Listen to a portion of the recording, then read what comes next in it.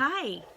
This week we're learning all about our family and we're learning about Torah. Remember we learned the story of Rabbi Akiva, who didn't even know the Aleph Beis when he was 40 years old? This week we're learning about how important Torah is to us, just like how important our family is. So I have a special project for you to do. It's called A Yid Without Torah. We're going to make a book that looks like a fishbowl, because a fish needs water, just like a Jew needs Torah. Let's see what it says. A Jew without Torah is like a fish without water.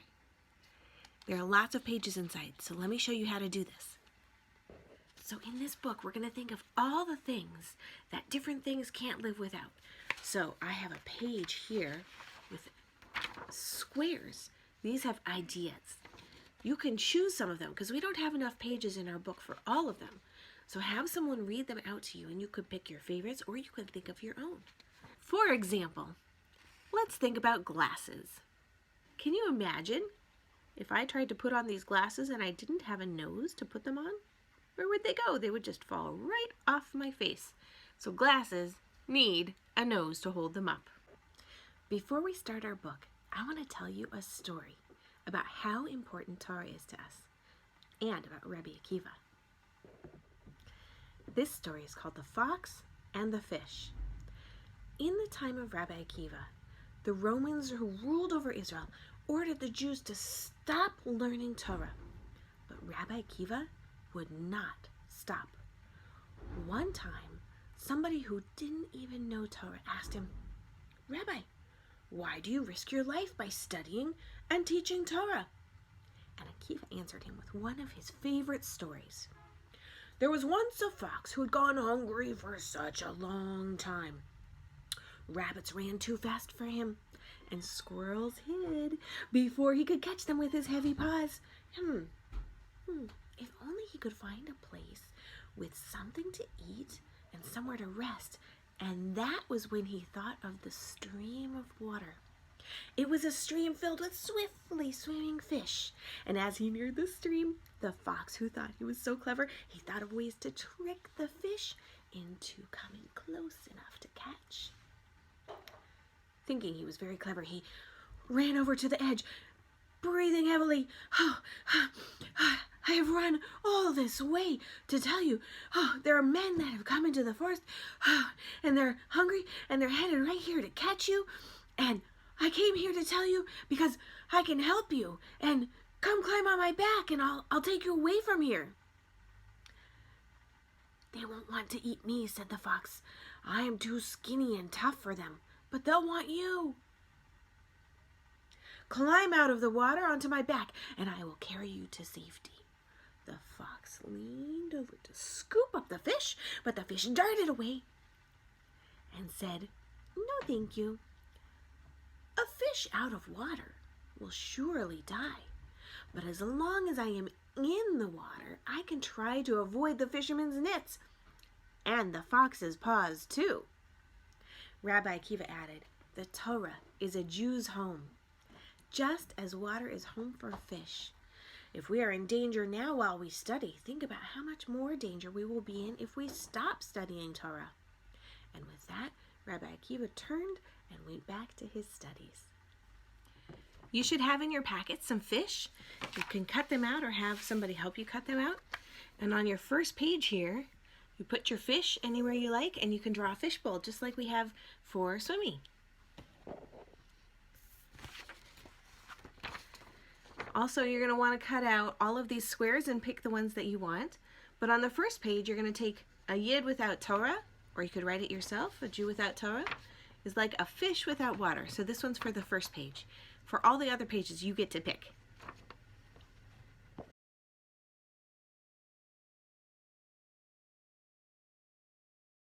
Okay, now that I have the first page cut out, I'm going to go ahead and glue it onto my first page on here.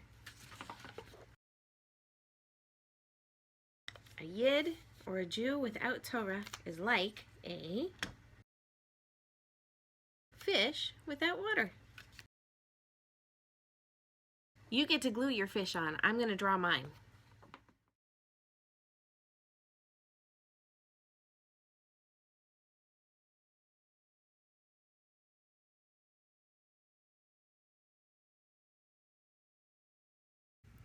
Would you like to draw a fish too?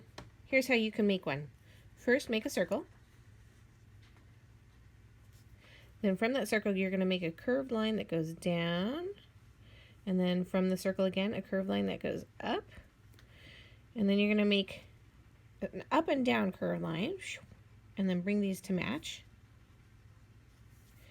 And then from the top, you're going to bring a curved line that goes up in the air a little bit, but down. And then a C, if you know the letter C. And from the bottom, you're going to make a curved line that goes down. And then another C. Then you could color that in.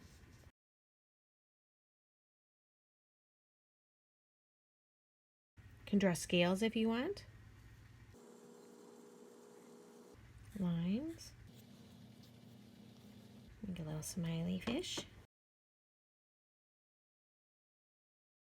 Stripey fish.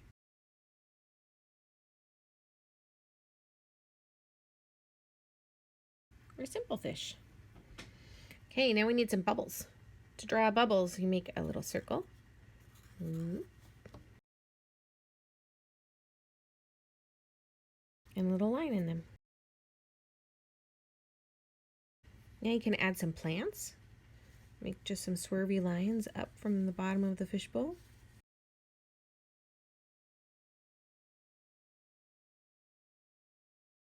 Okay, now we need some water. Get something blue, a blue marker or a blue crayon, and we'll color around the bubbles and around the fish. Some wavy lines in here. Make some at the top. That way we'll see that it's filled with water. You could color all of this in if you want, or you could just make a few lines here and there.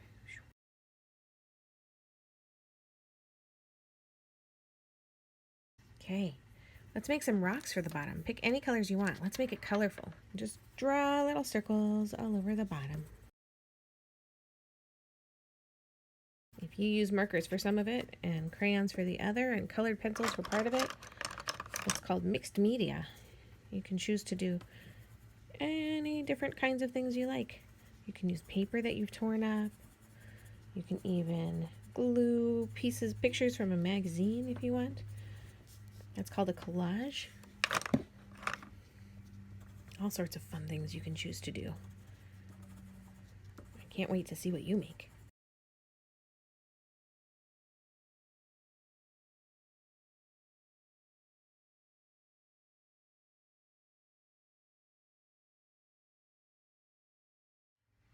What a great start. Thanks. I can't wait to see how you fill up the pages that are in the inside. Send me your pictures. Bye.